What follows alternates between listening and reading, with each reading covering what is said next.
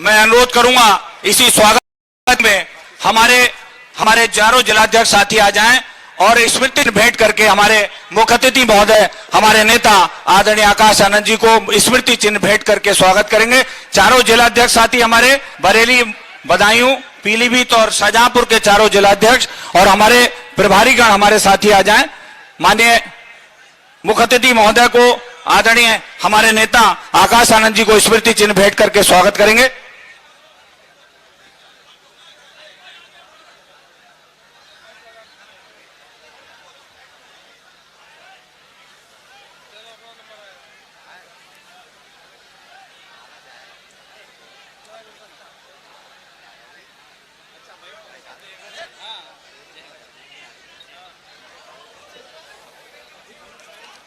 जैसा कि आप सभी को बहुत देर से इंतजार था, अब मैं इससे पहले कि हमारे मुख्य अतिथि हमारे नेता आदरणीय आकाश आनंद जी आपसे मुखातिब हों, मैं दो शब्दों के लिए उनके स्वागत के लिए अनुरोध करूंगा हमारे प्रभारी आदरणीय शमसुद्दीन राय साहब से कृपया दो शब्द माइक पर आकर हम सभी के बीच में हमारा मार्गदर्शन करें। हमारे रवि मौर्य जी चांदी का मुकुट भेंट करके स्वागत कर रहे हैं। रवि मौर्य जी मंडल के प्रभारी हैं। आबिद अली साहब भी, आबिद अली जो हमारे आंवला के प्रत्याशी हैं, वो भी स्मृति चिन्ह देकर के स्वागत करना चाहते हैं। आबिद अली साहब, बाबा साहब डॉक्टर अंबेडकर जी की प्रतिमा, एक बार जोरदार तालियों से स्वागत।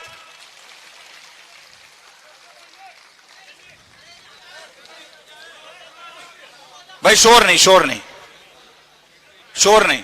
और ये पत्रकार गैलरी छोड़ देना। आप सभी साथियों से अनुरोध है, पार्टी के जितने भी साथी हैं, पत्रकार गैलरी खाली कर देना। मैं अनुरोध करूंगा आदरणीय, अब बहुत ही अदब और सम्मान के साथ माननीय मुख्य अतिथि महोदय को बुलाने से पहले मैं चाहूंगा हमारे प्रभारी आदरणीय शमसुद्दीन राय साहब दो शब्द कहकर उनका स्वागत करेंगे। आदरणीय शमसुद्दीन राय साहब।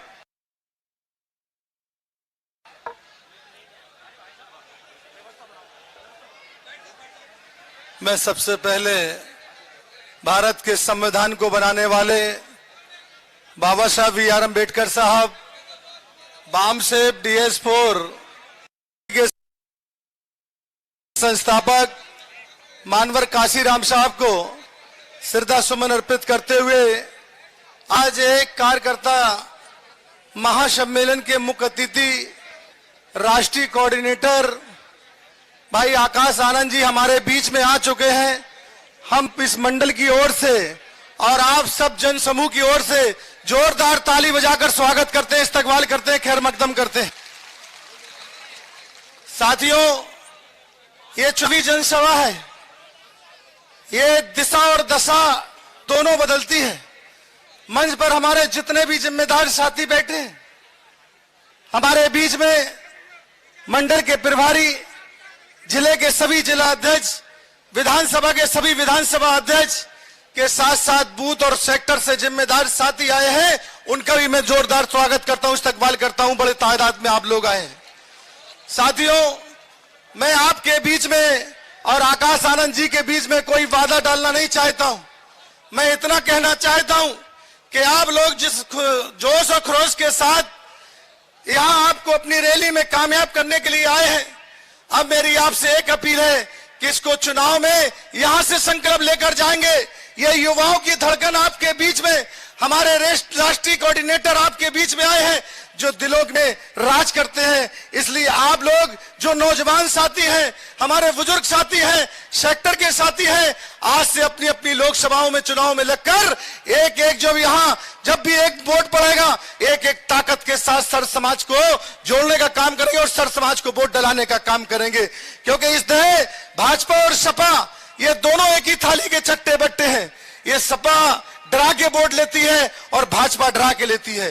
भाजपा हिंदू भाई को डरा के मुसलमानों का डर दिखाती है और समाजवादी पार्टी भाजपा का डर दिखा के वोट देती है। इसलिए ऐसे बहरूपियों को आप लोगों को मुंह तोड़ जवाब देना है। इस बार बरेली मंडल में हमारी जितनी भी लोकसभा सीटें हैं, सबको जीत कर आना है। इसी अंदाज के साथ ही आवाज के साथ मैं अपनी बात को विराम देता हूं और मैं गुजारिश करता हूं कि आप हमारे बीच में राष्ट्रीय कोऑर्डिनेटर आए, उनको अपने, क्योंकि बीच में जाम मिल गया था, बहुत बड़ा जाम था, लेकिन हम लोग रास्ता निकालते हुए चले आए आपके बीच में। अब मैं इसी अंदाज के साथ अपनी बात को विराम देते हैं। जय भीम, जय भारत, खुदा हाफिज। हमारे वाल्मीकि समाज के प्रतिनिधि हमारे ऋषिपाल वाल्मीकि जी एक स्मृति चिन्ह भेंट करना चाहते हैं, ऋषिपाल वाल्मीकि जी। और उसके बाद मैं माननीय मुख्यातिथि महोदय को अनुरोध करूंगा कि हम सभी का मार्गदर्शन करें। बहुजन समाज पार्टी जिंदाबाद, बहुजन समाज पार्टी जिंदाबाद, बहन कुमारी मायावती जी जिंदाबाद, बहन कुमारी मायावती जी जिंदाबाद, माननीय आकाश आनंद जी जिंदाबाद। बहुत बहुत धन्यवाद।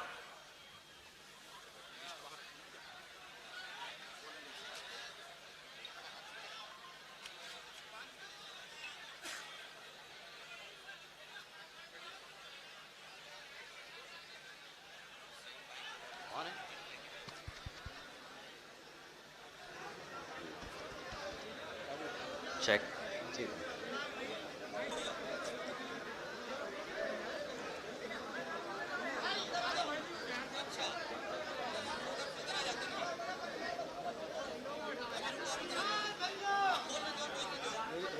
नहीं नहीं नहीं, पीछे पीछे रहिए। Thank you. जय भीम, सलाम साथियों, और मेरा आप सभी को प्रणाम।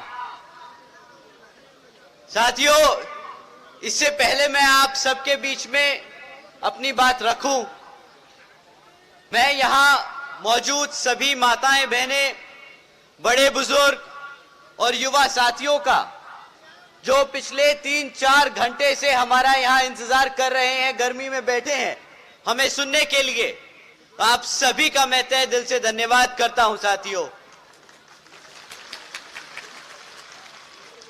साथ ही साथ आज यहां मंच पे मौजूद सभी छोटे बड़े नेता, सभी पदाधिकारीगण, आप सभी का भी मैं तहे दिल से धन्यवाद करता हूं कि आपने आज की जनसभा को इतनी अच्छे से सक्सेसफुली और इतने ऑर्डर से एग्जीक्यूट किया है। साथियों, सबसे पहले मैं अपने सभी संतों, गुरुओं, महापुरुषों को, जिसमें खासकर महात्मा ज्योतिबा फूले, छत्रपति शाहूजी महाराज, नारायण गुरु, पेरियार रामा स्वामी जी, बाबा साहब डॉक्टर भीमराव अंबेडकर जी एवं मान्यवर साहब श्री काशीराम जी को नमन करता हूं। साथियों, इससे पहले मैं इस लोकसभा के संबंध में जरूरी बातें रखने से पहले मैं यहां बहुजन समाज पार्टी की राष्ट्रीय अध्यक्ष व उत्तर प्रदेश की 4 बार मुख्यमंत्री व पूर्व सांसद आदरणीय बहन कुमारी मायावती जी को नमन करते हुए उनका तहे दिल से आभार व्यक्त करता हूं। साथियों, जिन्होंने अपनी पूरी जिंदगी बामसेफ, DS4 व बीएसपी के जन्मदाता एवं संस्थापक मान्यवर साहब श्री काशीराम जी के बताए हुए रास्ते पर चलकर परम पूज्य बाबा साहब डॉक्टर भीमराव जी के मानवतावादी व आत्मसम्मान एवं स्वाभिमान के मूवमेंट के कारवा को अपने आजीवन त्याग, तपस्या व कड़े संघर्ष के जरिए नई राजनीतिक ऊर्जा, शक्ति व पहचान देने का काम किया है तथा उत्तर प्रदेश जैसे विशाल व महत्वपूर्ण राज्य में 4 बार अपनी पार्टी बीएसपी के नेतृत्व में सरकार बनाकर खासकर बहुजन समाज के लिए ऐसी मिसाल बन गई हैं, जिनसे प्रेरणा लेकर आज करोड़ों लोग यहां पर सामाजिक परिवर्तन व आर्थिक तरक्की से प्रभावित होकर बीएसपी मूवमेंट से जुड़ चुका हूं और उनके पद चिन्हों पर चलकर उस मिशनरी दायित्व, कर्तव्य व फर्ज को पूरी कोशिश करूंगा निभाने की, जिसके लिए बहुजन समाज के मसीहा परम पूज्य बाबा साहब डॉक्टर भीमराव अंबेडकर जी आजीवन कड़ा संघर्ष करते रहे।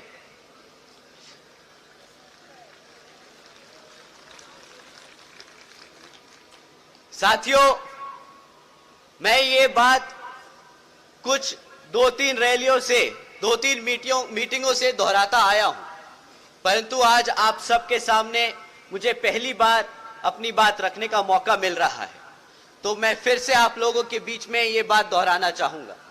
साथियों, विपक्षी पार्टियां, उनके चमचे हमारी पार्टी के कैडर को, हमारे लोगों को, हमारे कार्यकर्ताओं को भ्रमित करने की कोई कसर नहीं छोड़ते। हमारे कार्यकर्ता, हमारे वर्करों को डिमोरलाइज करने में कोई कसर नहीं छोड़ते। सबसे ज्यादा तकलीफ हमारे कार्यकर्ता को तब होती है जब उन्हें सुनने को मिलता है कि भाई हाथी किताबों के बोझ से दब रहा है, इस पे एक फाइनेंशियल बर्डन बहुत ज्यादा है। परंतु साथियों, ऐसी कोई बात नहीं। आप लोगों ने इलेक्ट्रल बॉन्ड्स के बारे में सुना होगा, आप लोगों ने क्या उसके बारे में जानकारी है? साथियों, जिनको उसके बारे में जानकारी है अपने हाथ उठाएं। आधे पंडाल में हाथ उठे हैं, आधे में नहीं। तो साथियों, मैं आप लोगों से इलेक्ट्रल बॉन्ड्स के बारे में बात करता हूं, क्योंकि वो इन किताबों से जुड़ा है। साथियों, पिछले 6 सालों में 25 राजनीतिक दलों को इन इलेक्ट्रल बॉन्ड्स के द्वारा बड़े बड़े धरना सेठों से, उनकी कंपनियों से इनको इलेक्ट्रल बॉन्ड्स के द्वारा चंदा मिला। आपको पता है कि इन 25 राजनीतिक दलों को पिछले 6 साल में कितना चंदा मिला? साथियों, 16,500 करोड़ रुपए इन 25 राजनीतिक दलों को मिले। परंतु आप जानते हैं इन 25 राजनीतिक दलों में किन किन का नाम था और किन का नहीं? साथियों, बीजेपी से लेकर समाजवादी पार्टी तक का नाम था, परंतु इसमें आपकी बीएसपी का नाम नहीं था।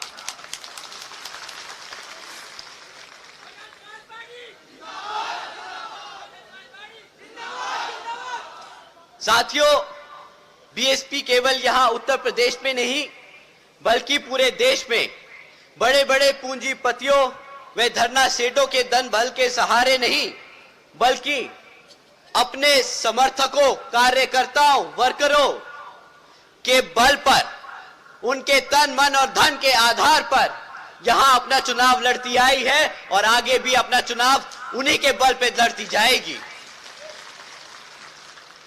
तो साथियों, बीएसपी का सच्चा कार्यकर्ता कभी भी किताब को अपना बोझ नहीं समझता। बीएसपी का सच्चे कार्यकर्ता उसको अपना कर्तव्य समझता है, क्योंकि वो जानता है कि इसी किताब की वजह से बीएसपी का मूवमेंट, बाबा साहब का मूवमेंट, मान्यवर साहब की जिंदगी का मिशन आगे बढ़ता जाएगा। साथियों, जैसा कि आप जानते हैं कि लोकसभा के आम चुनाव चल रहे हैं और हमारी तरह ही बाकी पार्टियां भी मैदान में उतरी हुई और आप लोगों के बीच आके मीठी मीठी बातें करेंगी, आप लोगों का वोट लेने की कोशिश करेंगी। परंतु साथियों, मैं आप लोगों से एक बारी ये दरख्वास्त करता हूं कि इस बारी किसी भी नेता को अपने बीच में बैठने से पहले, अपने बीच में बोलने से पहले उससे 10 सवाल कीजिएगा, उससे पिछले 10 सालों का सवाल कीजिएगा। अगर भाजपा से कोई आता है तो उससे 3 चीजों पे पूछिएगा कि भाई तुम लोगों को 10 साल से इस जनता ने मौका दे रखा है, तुम पिछले 10 साल से भारत की केंद्र सरकार चला रहे हो, तो हमें इन 3 चीजों पे सवाल का जवाब दो कि साथियों, उन्होंने आपके बच्चों की शिक्षा के लिए क्या किया? साथियों, उन्होंने आपके रोजगार के लिए क्या किया? और साथियों, उन्होंने आपकी सुरक्षा के लिए क्या किया? साथियों, मुद्दे तो बहुत से हैं जिन पे उनकी विफलताएं अनेकों हैं, परंतु शिक्षा, रोजगार और सुरक्षा हमारे समाज के लिए सबसे ज्यादा जरूरी है। साथियों, शिक्षा के मामले में अगर भाजपा के काम का चिट्ठा खोला जाए तो बीजेपी की सरकार के चलते हुए शिक्षा के नाम पर सिर्फ पेपर लीकों की खबरें आई हैं। आप लोग सब जानते हैं कि जब भी किसी भी सरकारी नौकरी के लिए एंट्रेंस टेस्ट होता है तो हमारे हजारों बच्चे, हमारे हजारों युवा साथी लाइन से लगाकर वो टेस्ट देने मेहनत करने जाते हैं, इस उम्मीद से कि उनको शायद टेस्ट में नंबर निकल आए, उनका कागज निकल आए, तो शायद उन्हें नौकरी मिल जाए। परंतु जैसे ही टेस्ट खत्म होता है, कुछ दिनों बाद खबर निकली है कि भाई ये पेपर लीक हो गया, वो पेपर लीक हो गया, और उसके बाद सरकार को बहाना मिल जाता है, सरकार को बहाना मिल जाता है वो सारी नौकरियां रद्द करने का। साथियों, वो लोग बहाना ढूंढते हैं, आपको किसी तरह रोजगार ना मिल पाए वो बहाना ढूंढते हैं। साथियों, बीजेपी की सरकार चलते हुए आज 8वीं कक्षा के आधे से ज्यादा बच्चे प्लस माइनस नहीं कर पाते। साथियों, बीजेपी की सरकार चलते हुए आधे से ज्यादा बच्चे अंग्रेजी के आधे शब्द नहीं बोल पाते, अंग्रेजी की शब्द नहीं समझ पाते। साथियों, एक तरफ केंद्र की सरकार बोलती है हम डिजिटल इंडिया बनाएंगे, हमारा इंडिया डिजिटल होता जा रहा है, परंतु आज भी 65% से ज्यादा स्कूलों में एक भी कंप्यूटर नहीं है। साथियों, अगर शिक्षा की बात करें तो वो आप सब जानते हैं कि आपके लिए कितनी महत्वपूर्ण है, आपके बच्चों के लिए कितनी महत्वपूर्ण है। अगर आपके बच्चे शिक्षक होंगे तभी वो आगे नौकरियों के लिए अप्लाई कर पाएंगे, अगर नौकरियां मिलेंगी तभी वो अपने पैरों पर खड़े हो पाएंगे। अगर कोई सरकार आपके बच्चों की शिक्षा से खिलवाड़ करे, वो आपकी शिक्षा से नहीं, आपके आने वाले भविष्य से खिलवाड़ कर रही है। साथियों, इसी क्रम में हमारे युवा साथियों को जो तकलीफ सहने को मिल रही है वो है रोजगार की। आज बीजेपी की सरकार के चलते हुए 3 में से 1 ग्रेजुएट युवा साथी बेरोजगार है। यहां पे कितने हमारे युवा साथी हैं जिनको आज तक एक भी नौकरी नहीं मिली? हाथ उठाकर बताएं साथियों। आधा पंडाल अपना हाथ उठा रहा है। इसकी तस्वीरें सोशल मीडिया पे डालकर आप भाजपा की सरकार तक पहुंचाने का काम करें। साथियों, उन्हें पता होना चाहिए कि उन्होंने पिछले 10 साल में क्या काम किया है।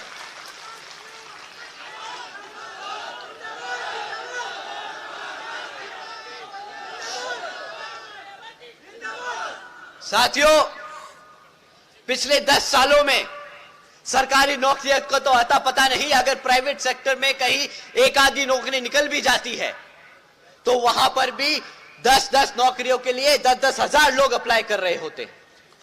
कहां से मिलेगा रोजगार? कहां से आपके बच्चे अपने पैरों पर खड़े हो पाएंगे? बताइए साथियों। आपको मैं एक खबर सुनाता हूं, यह अभी कुछ महीने पहले न्यूज़पेपर में हेडलाइंस थी। 90,000 से ज्यादा पीएचडी स्कॉलर्स, इंजीनियर्स और ग्रेजुएट्स युवा साथियों ने क्लास 4 की नौकरी के लिए अप्लाई किया।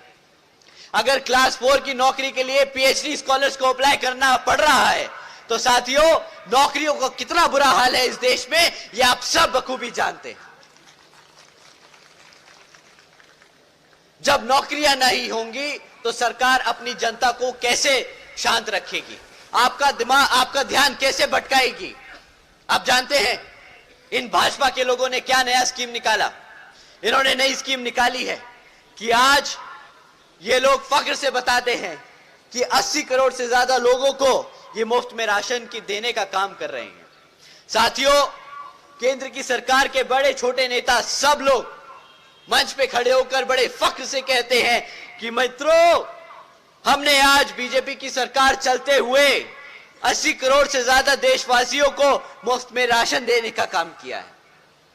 अब यहां पे कोई भी बच्चा, कोई भी बहन, कोई भी बड़ा बुजुर्ग, कोई भी युवा साथी ये समझ सकता है कि अगर 80 करोड़ से ज्यादा लोगों को मुफ्त में राशन लेने की जरूरत पड़ रही है तो उसके घर में न कमाने का कोई साधन है, न कोई काम करने का कोई रही है, तो उसके घर में न कमाने का कोई साधन है, न कोई काम करने का कोई तरीका है उसके पास। तो साथियों, इस बारी तमीज तहजीब से नहीं, इनसे बड़े खुल के बात कीजिए और इनसे पूछिएगा कि भाई, अगर 80 करोड़ जनता इस देश की तुम्हारे फ्री राशन पे चल रही है तो तुमने पिछले 10 साल में क्या ही काम किया है? कहां है मेरा रोजगार? कहां है मेरी शिक्षा?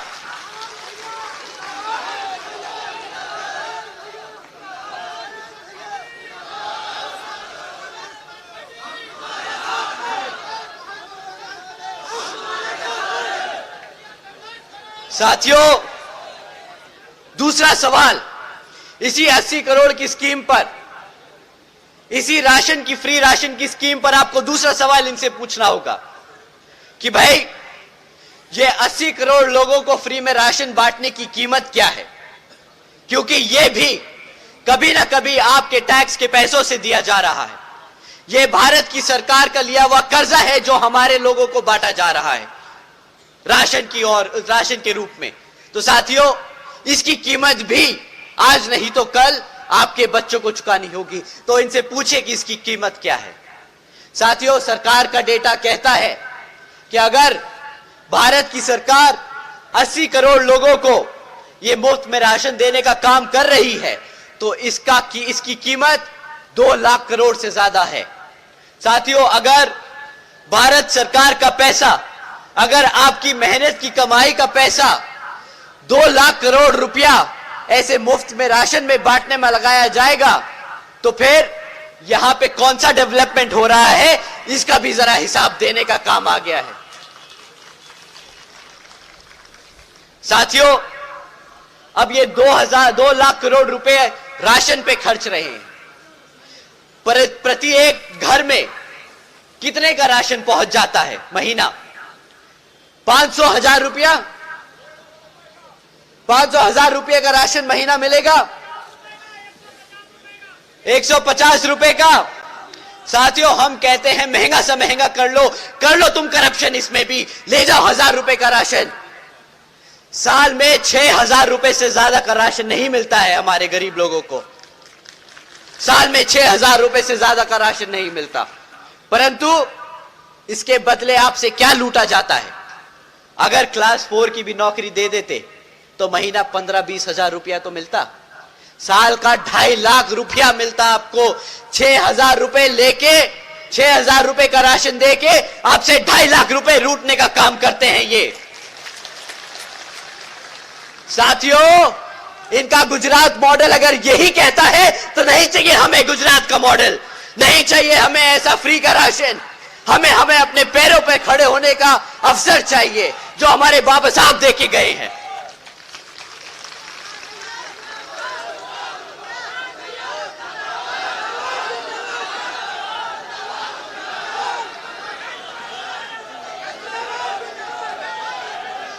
साथियों, ना ही आपके बच्चों को शिक्षा दे पाए, ना हमारे युवा लोगों को रोजगार दे पाए। अब बात करते हैं इनकी सुरक्षा की। मैं बस एक लाइन बोलूंगा, मैं इनका एक पास किया हुआ ऑर्डर आपको बताऊंगा। अगर ज्यादा बोला तो शायद नाराज ना हो जाएं ये लोग, परंतु आप लोगों को जानना बहुत जरूरी है। साथियों, अभी कुछ समय पहले भाजपा के मुख्यमंत्री जी ने यहां पर एक ऑर्डर पास किया। ऑर्डर में कहा कि लड़कियों को आज शाम को 8 बजे के बाद से प्राइवेट इंस्टीट्यूट्स में, कॉलेजेस में ट्यूशंस लेने की जरूरत नहीं है, उन्हें लेने नहीं दिया जाएगा। वो शाम को 8 बजे के बाद घर से बाहर नहीं निकल सकती, क्योंकि यहां की सरकार उनकी सुरक्षा की गारंटी नहीं ले सकती। साथियों, अगर ये सरकार आपके सामने बेशर्मों की तरह बोलती है कि हम अपनी बेटियों की सुरक्षा नहीं कर सकते, तो इस सरकार को सत्ता में रहने का कोई हक नहीं।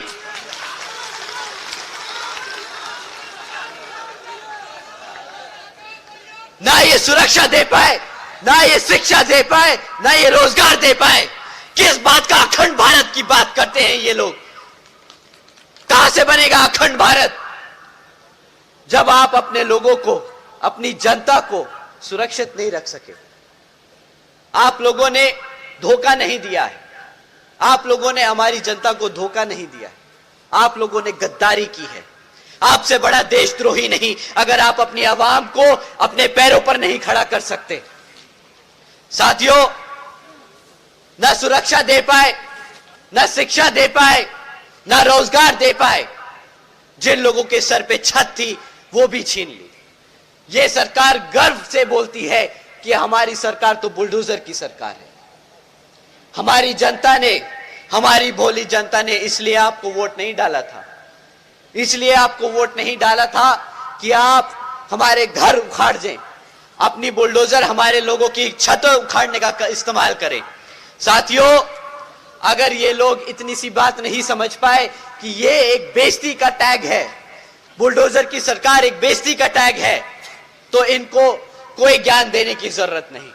आप लोगों को इनसे सिर्फ सवाल करने हैं, और अगली बार ये आप लोगों के बीच में आए, जो इन्होंने आपके साथ किया है वो आप इनके साथ करेंगे।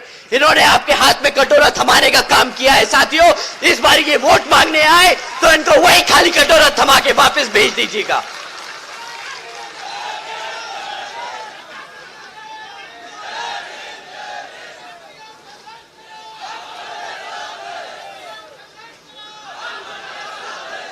अब साथियों,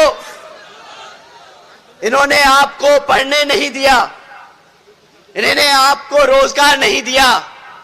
इनकी अब मानववादी सोच सोचिए, इनकी प्लानिंग समझिए। जब आप पढ़ेंगे नहीं तो अपने इतिहास के बारे में जानेंगे कैसे? जब आपको नौकरी नहीं मिलेगी तो आपको रिजर्वेशन कहां से मिलेगा? साथियों, इन्होंने आपके इतिहास को खत्म करने की कोशिश की है। अगर ये पार्लियामेंट में आपका संविधान नहीं बदल सकते तो ये इस तरीके से आपका भविष्य खत्म करने की कोशिश कर रहे हैं। साथियों, अगर बहन जी नहीं होती अब तक तो ये हमें कब का मिटा चुके होते।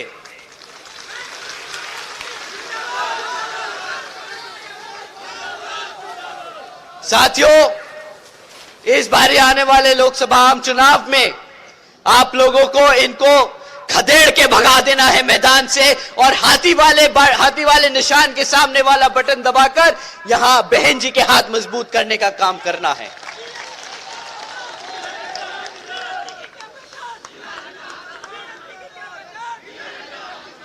साथियों, जैसा कि आप सब जानते हैं, हमारी पार्टी ने यहां पर अलग अलग क्षेत्रों में हमारे कैंडिडेट्स उतारे हैं, जैसा कि हमारे सारे कैंडिडेट्स आपके सामने खड़े हैं। साथियों, ये आज से नहीं, बहुत सालों से आप लोगों के बीच में रहकर काम कर रहे हैं।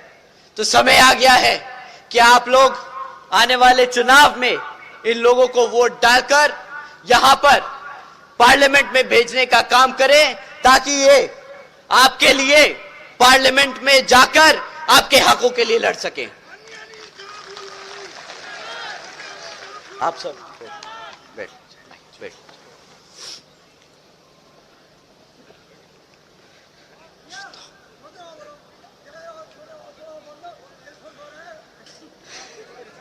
अभी मेरा भाषण खत्म नहीं हुआ साथियों, अभी तो बेइज्जती करना बाकी है, प्यार प्यार से करेंगे।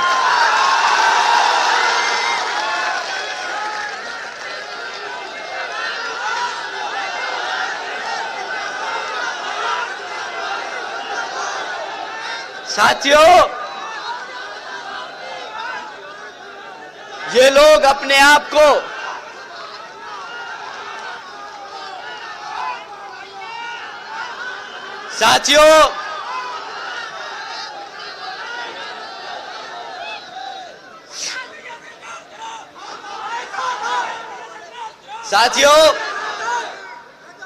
ये लोग अपने आप को बहुत समझदार समझते हैं।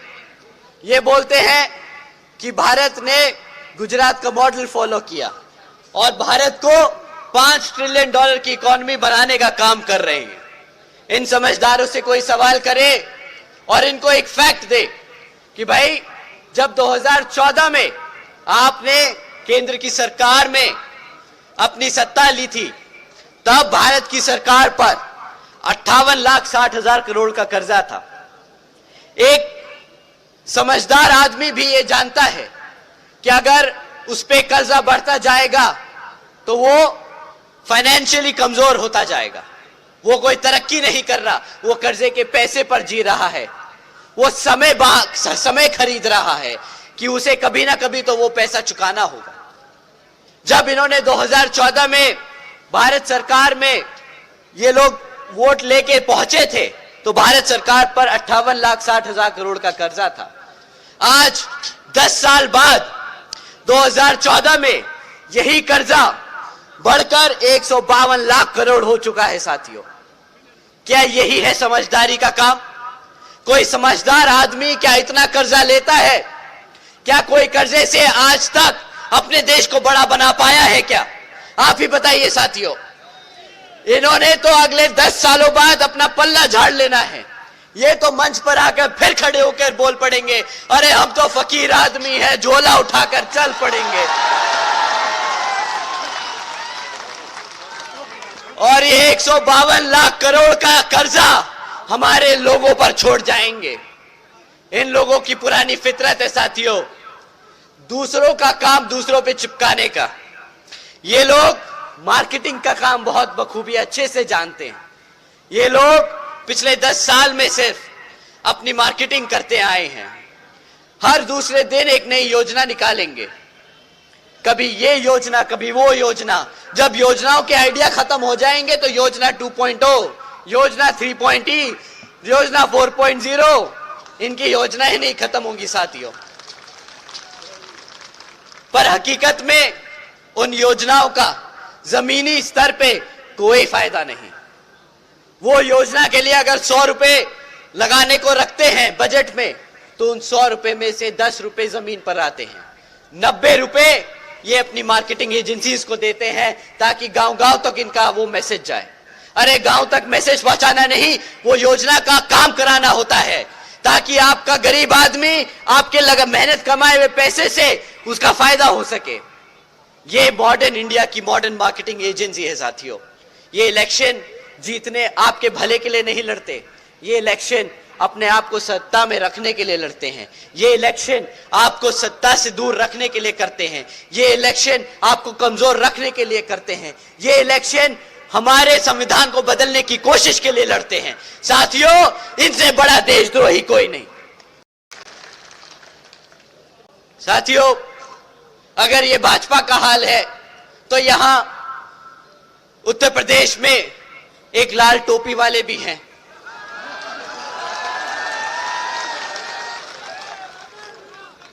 वो भैया साइकिल पे चढ़कर पूरे प्रदेश में चक्कर लगाकर एक बारी राज्य सत्ता में तो आ गए, परंतु आज भी 7 साल बाद उनके पास अपने काम 5 साल के कार्य के लिए क्या करा वो बताने को कुछ नहीं।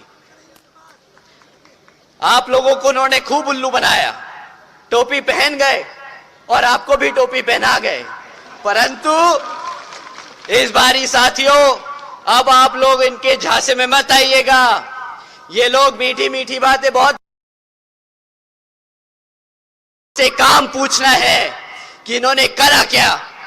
पिछले विधानसभा आम चुनाव में हमारे मुसलमान के भाइयों ने इनको एक तरफा वोट डाला, पर आज उसी समाज के अत्याचारों के खिलाफ इनके मुंह से एक शब्द नहीं निकलता। क्या बताओ, सच है कि नहीं साथियों?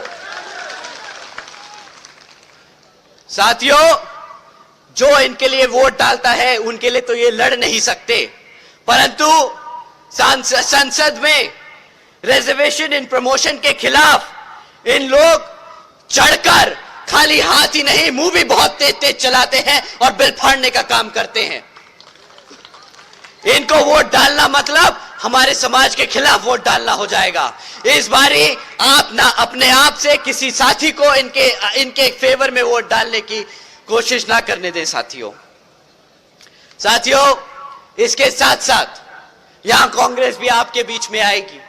वो भी भैया एक देश के कोने से दूसरे कोने से चलने का काम कर रहे हैं, बोल रहे हैं कि हम भारत जोड़ेंगे। पिछले 60-70 सालों में तो उनसे भारत बना नहीं, पता नहीं अब कौन सा फेविकॉल लेके घूम रहे हैं कि जो भारत जोड़ेगा। आजकल बोल रहे हैं कि भारत की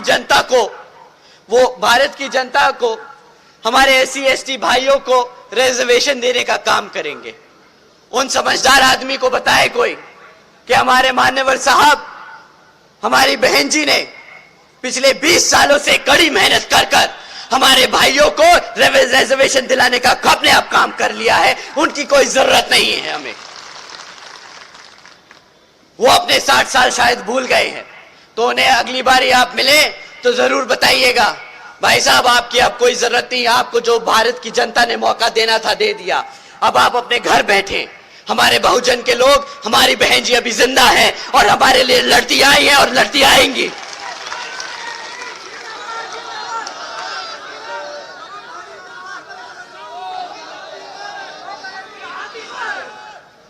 सही कहा। एक बार वो नारा जरूर दे दीजिए। आइए साथियों,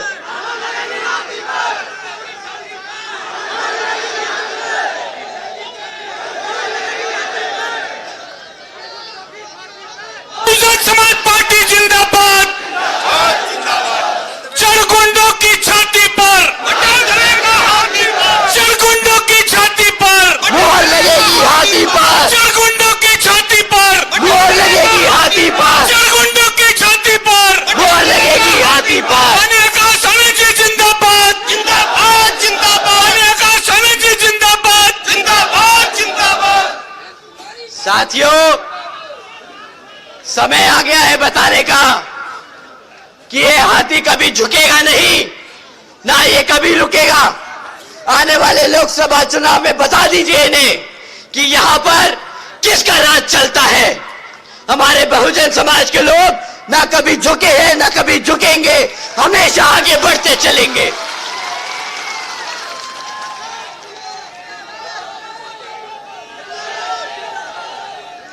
साथियों, मैंने आप सबका बहुत समय लिया, इन सब के बारे में बहुत बात कर ली, परंतु अब आपको बहन जी के कामों के बारे में बात करते हैं, उनके कामों के बारे में बताते हैं, ताकि आप समाज में जाएं तो उनके कामों के बारे में बताएं। साथियों, बहन जी ने कभी एडवर्टाइजमेंट नहीं करी, कभी उन्होंने ऐसा कोई पर्चा नहीं निकाला, उन्होंने कभी मैनिफेस्टो जारी नहीं किया। उन्होंने हमेशा से अपने सभी समर्थकों से, अपने सभी कार्यकर्ताओं से बोला कि आप जनता के बीच में जाएं तो अपना काम लेके जाएं। क्या आपने करा क्या है अपने 5 साल के शासनकाल में? साथियों, उन्हीं में से कुछ मैं आपके सामने रखता हूं। साथियों, बहन जी के गवर्नेंस मॉडल के तहत यहां बसपा की सरकार ने महामाया गरीब बालिका आशीर्वाद योजना के तहत चलकर बहन जी ने 3,25,000 बच्चियों को 1-1 लाख रुपए देने का काम किया है। साथियों, देश में पहली बार ऐसा हुआ कि घर में लड़की पैदा होते ही 1 लखपति बन गए, चाहे वो किसी भी जाति, किसी भी समाज, किसी भी आर्थिक स्थिति से गुजर रही हो। गरीब की बेटी लखपति बनी है। हमारी बहन जी ने फ्री में कभी 2-2.5 हजार रुपए का राशन नहीं दिया, उन्होंने सीधा अपनी बच्चियों को लखपति बनाने का काम किया। साथियों, बहन जी के गवर्नेंस मॉडल के तहत बसपा की सरकार में सावित्रीबाई फुले बालिका शिक्षा योजना भी चलाई गई। इस योजना के तहत 7 लाख बच्चियों को फ्री में 12वीं तक की शिक्षा प्राप्त करने हेतु बहन जी ने 600 करोड़ रुपए की लागत लगाई। साथियों, बहन जी ने 2 लाख करोड़ रुपए फ्री में राशन बांटने का काम नहीं किया, उन्होंने बाबा साहब की बात को जमीन पे उतार के करके दिखाया। बाबा साहब कहते थे कि शिक्षा वो शेरनी का दूध है, अगर कोई पी ले तो हमेशा दहाड़ती रहेगी। बहन जी ने अपने शासनकाल में हर एक बच्ची को शेरनी बनाने का काम किया है। जब अपने समाज ने बहन जी को शेरनी बनाया तो उन्होंने पलटकर हर एक बच्ची को शेरनी बनाने का काम किया है।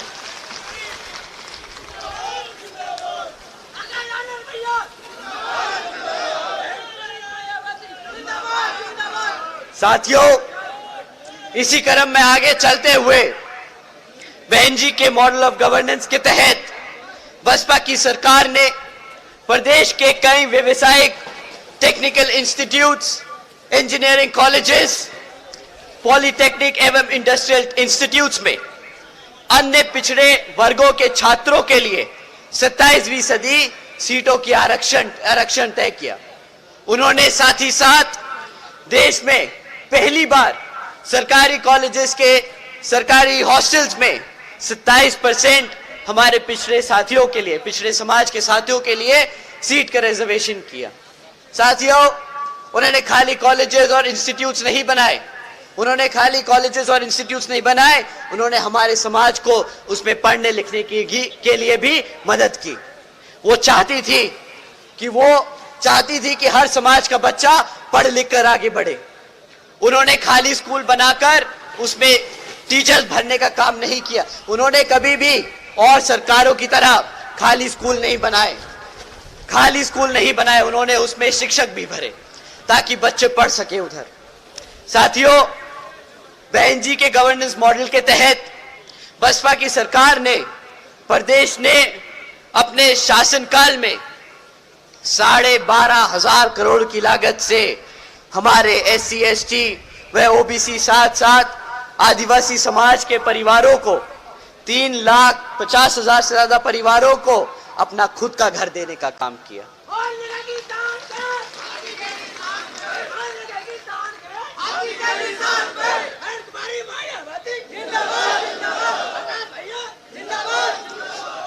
साथियों, साथ ही साथ बहन जी के गवर्नेंस मॉडल के तहत चलकर यहां बसपा की सरकार ने सरकारी नौकरियों के साथ साथ देश में पहली बार सरकारी ठेकों में भी आरक्षण की व्यवस्था लागू की।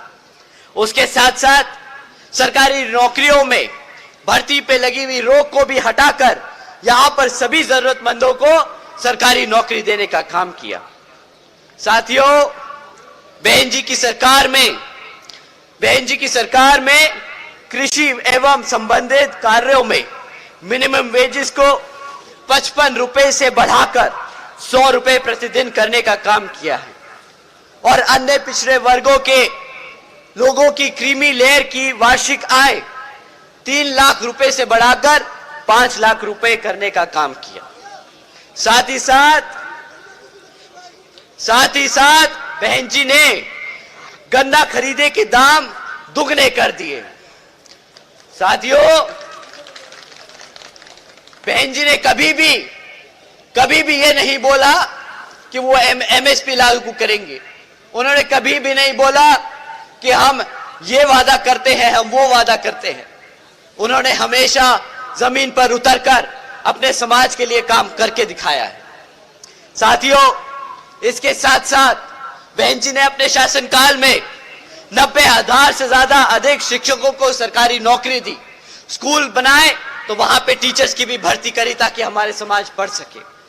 1 लाख से अधिक सफाई कर्मचारियों को नौकरी देने का काम किया। 2 लाख से अधिक नौजवानों को पुलिस फोर्स में भर्ती किया और 6 लाख से अधिक हमारे अपर कास्ट समाज के गरीब भाइयों को भी विभिन्न विभागों में सरकारी नौकरी देने का काम किया है। साथियों, बहन जी के गवर्नेंस मॉडल के तहत चलकर ही हमारी सरकार देश के हर एक समाज के लोगों को अपने पैरों पर खड़ा कर उसको स्वाभिमान से जीने का अधिकार दिलाने का काम करेगी। तो साथियों, इन्हीं जरूरी बातों के साथ ही अब मैं आप सभी लोगों से मेरे साथ साथ खासकर आदरणीय बहन कुमारी मायावती जी की भी यही विशेष अपील है कि इस समय देश में हो रहे लोकसभा आम चुनाव में आप सभी लोग हर मोर्चे पर सावधान रहें। आपका वोट बहुत कीमती है साथियों। आपके वोट को कोई खरीद ना सके, आपके वोट को कोई लूट ना सके, आपके वोट को कोई खराब होने ना दे।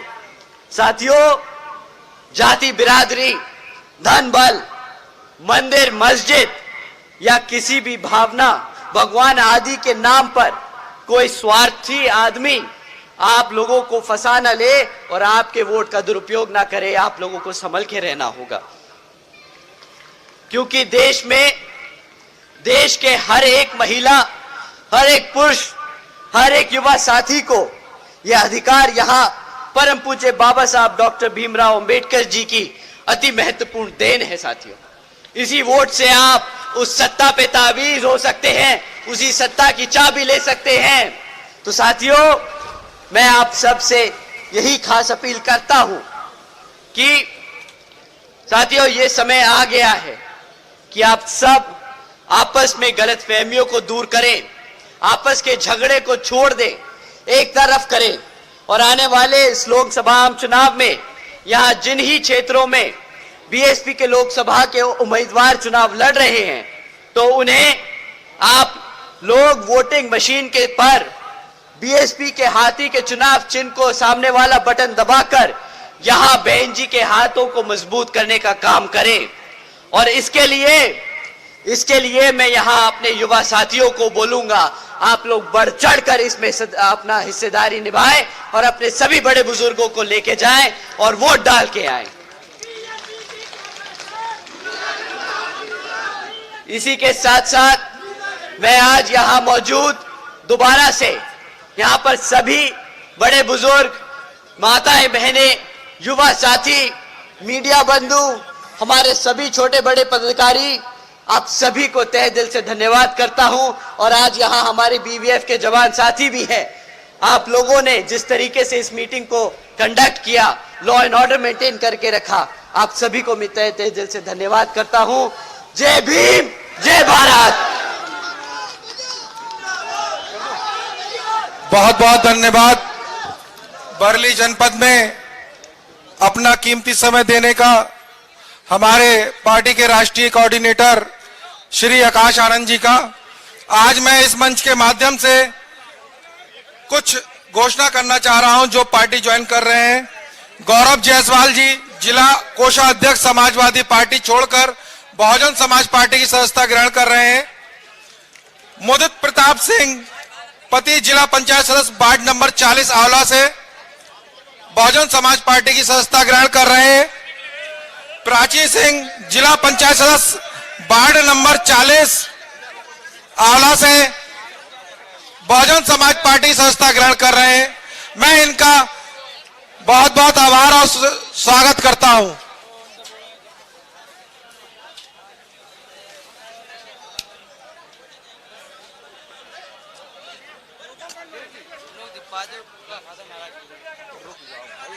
प्रोटोकॉल है कुछ नहीं है, हर चीज में अंत में है, तुम लोग ये बता दो।